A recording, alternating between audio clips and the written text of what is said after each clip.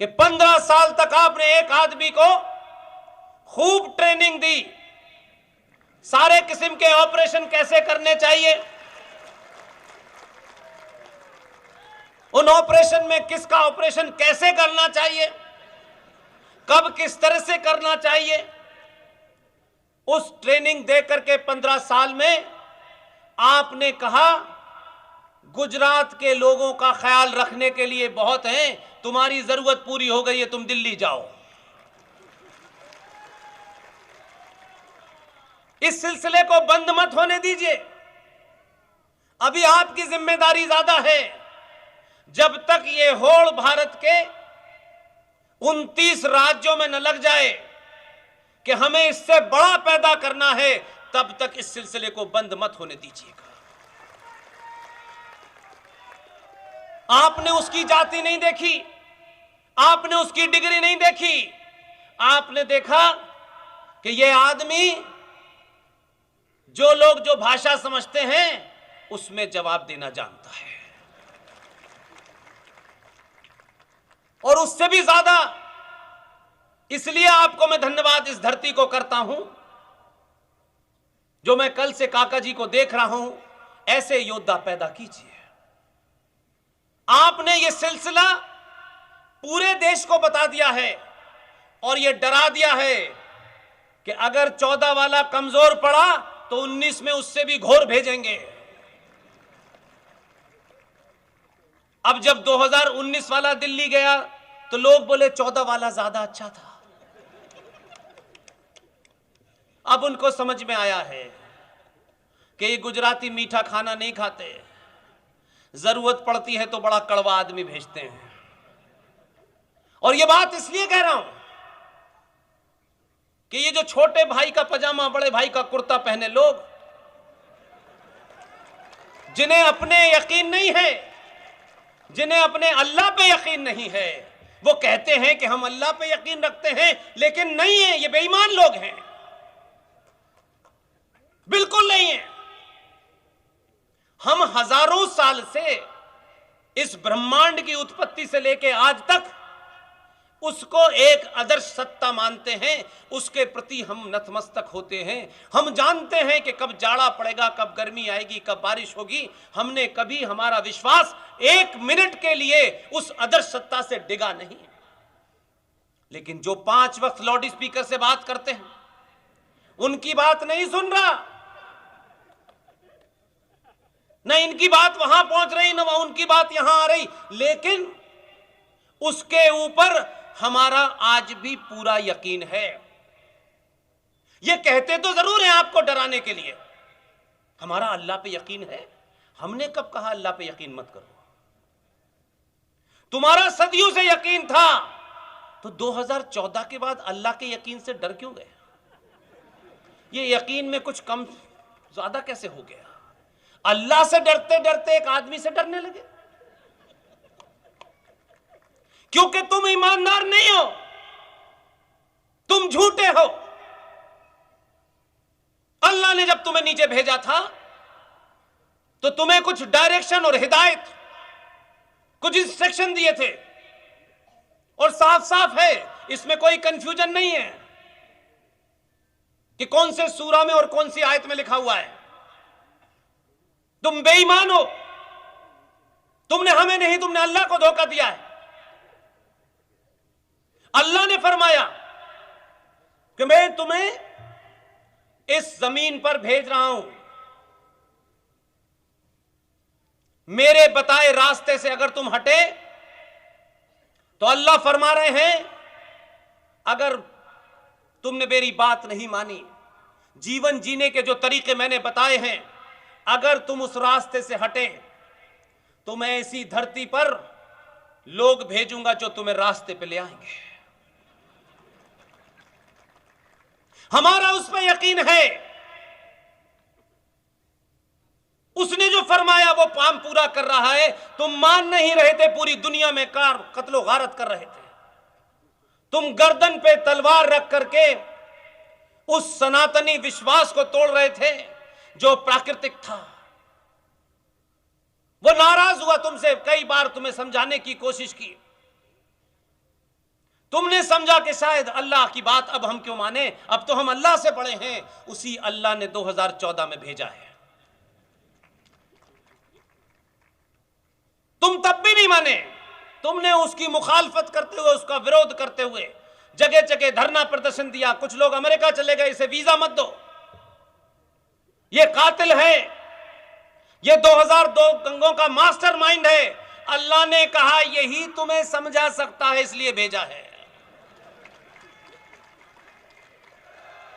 14 से 19 तक कुछ बुद्धिजीवी जो हैं हमारे देश में, जिनकी बुद्धि नहीं होती,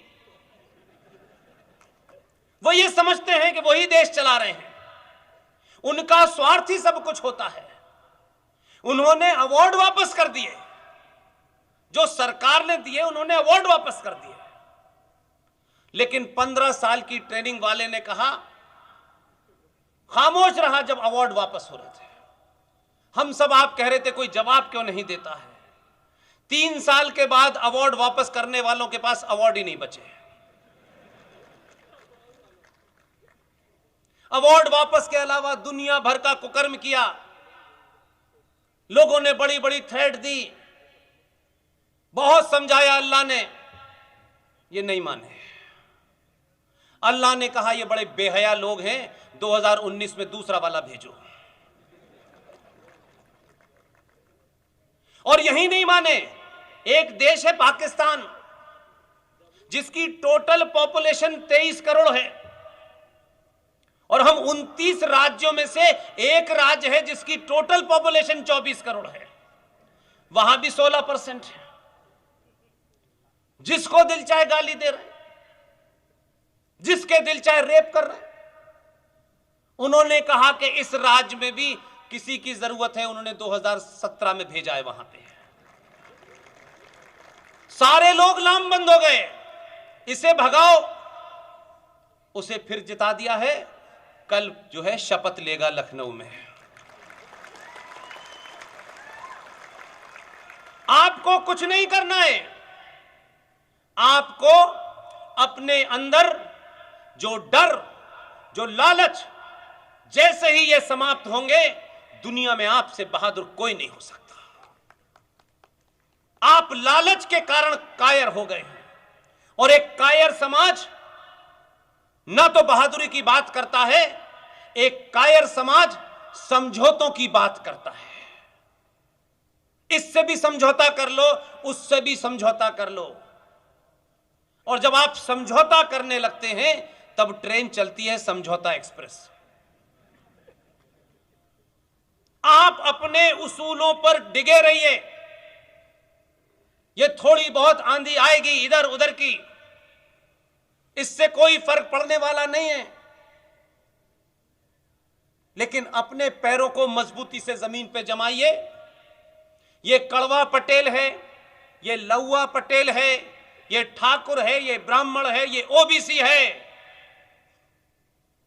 भारत राष्ट्र का जिन्होंने इतिहास गलत पढ़ाया है, भारत राष्ट्र के बारे में जिन्होंने झूठ बोला है, वो सबसे बड़े गद्दार हैं।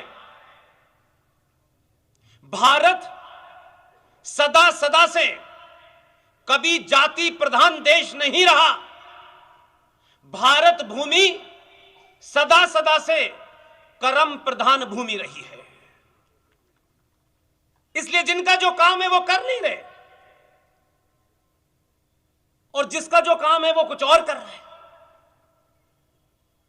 इसलिए आज इस समाज को चलाने की जो व्यवस्था थी, उस व्यवस्था को मजहबी रंग दे दिया गया। ये जो जातियां बनी, ये जाति इसलिए नहीं थी कि कोई ब्राह्मण मां के पेट से पैदा होगा तो वह ब्राह्मण होगा, ये नहीं है। भगवान परशुराम, उनका एक ही वाक्य है, जन्म जायते शूद्र। मनुष्य जन्म से शूद्र होता है, अपने कर्मों से ब्राह्मण ठाकुर बनिया बनता है। इसलिए हमारे यहां त्यागी की पूजा होती है, जिसने त्याग किया होता है। इसलिए हमारे यहां टाटा, बिरला और अंबानी की पूजा नहीं होती, त्यागी की पूजा होती है। और हमारे यहां वही कारण है कि कर्म प्रधान देश है। हम कर्म देख के किसी को हीरो मानते हैं, बिना कर्मों के नहीं मानते। लेकिन आपको जाति व्यवस्था में फंसा दिया गया है और आप समझते हैं ये हीन है, ये सुप्रीम है। उसकी एक ही मिसाल है, भगवान परशुराम ब्राह्मण थे, रावण भी ब्राह्मण था। रावण अपने कर्मों के कारण चौराहे पे जलाया जाता है और भगवान परशुराम अपने कर्मों के कारण मंदिर में पूजा जाते हैं। यही फर्क है। और भगवान राम जो क्षत्रिय हैं, वो जब रावण का वध करते हैं तो कोई उनके ऊपर ब्राह्मण वध का आरोप नहीं लगता है। लेकिन वही ब्राह्मण मंदिर में बैठ करके मर्यादा पुरुषोत्तम राम को, जो क्षत्रिय है, उन्हें पूछता है, क्योंकि राम त्यागी थे, राम ने त्याग किया था। आप वहां से चलने वाले लोग, गली गली मोहल्ले मोहल्ले आपने तरह तरह के मंदिर पैदा कर दिए। मैंने सुना है किसी चांद मियां को भी आपने मंदिर में रख दिया है, अब उसको ही पूछ रहे हैं। आपके पास क्या देवी देवताओं की कमी थी? आपने इसको व्यापार बना दिया है। आस्थाएं कम हैं, 2 लड्डू भगवान पे चढ़ाएंगे, बदले में कार मिलेगी कि नहीं मिलेगी, इस चिंता में मग्न है। इसलिए हर भगवान को अपने स्वार्थों के हिसाब से रिश्वत देते हैं। बेटा पास हो जाए तो 500 रुपए का प्रसाद, और अगर तुमने भगवान पास नहीं किया तो फौरन दूसरे भगवान के पास,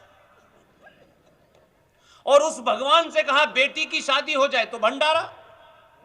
आप रोज भगवान बदलते हैं, इसलिए भगवान आपकी सुनता नहीं है। यह सिंबॉलिक है। मंदिर आपकी आस्था के केंद्र हैं। आपका विश्वास जब यहां से कमजोर होगा, कोई भगवान आपकी मदद नहीं करेगा। आपने जब अपने हीरो को चुनने की कोशिश की तो यह नहीं सोचा था कि यह पटेल होगा या कड़वा पटेल होगा। आपने सोचा ही नहीं। आपने अपने स्वार्थों से ऊपर उठ के जब आदमी को चुना, वो पूरी दुनिया में आधा आस्तीन का कुर्ता पहने घूम रहा है। फैशन डिजाइनर कहते हैं ये तो सोचे नहीं था हमने कभी। इसलिए आप कुछ भी ऐसा नया करने की आवश्यकता नहीं है। पहली और आपकी मेरी आपसे विनती है, थोड़ी देर के लिए, कुछ सालों के लिए अपने निजी स्वार्थ, अपनी जाति, कुछ नफा नुकसान को छोड़ दीजिए। 700 सालों में करोड़ों करोड़ों हमारे नुकसान हो चुके हैं, आस्था के केंद्र जा चुके हैं, हम बिल्कुल हवा में खड़े हैं। आपको मुझे एक मौका मिला है। मैं 1947 में नहीं था, हजारों लोग 1947 में नहीं थे, लेकिन इतिहास आपको एक मौका दे रहा है। एक क्षण आपको मिला है कि इस 2022 के भारत में आप अपना रास्ता चुनिए, अपना काम चुनिए और उसको पूरी तन्मयता से, लगन से उसे आप अंजाम दीजिए। जिन्होंने 1947 से लेकर के महापाप किए हैं, उनको आज यही देश के लोग कब्रों से निकाल करके हिसाब पूछ रहे हैं। उनके वंशज मानसिक रूप से इतने दिवालिये हो गए हैं कि आलू से सोना बना रहे हैं।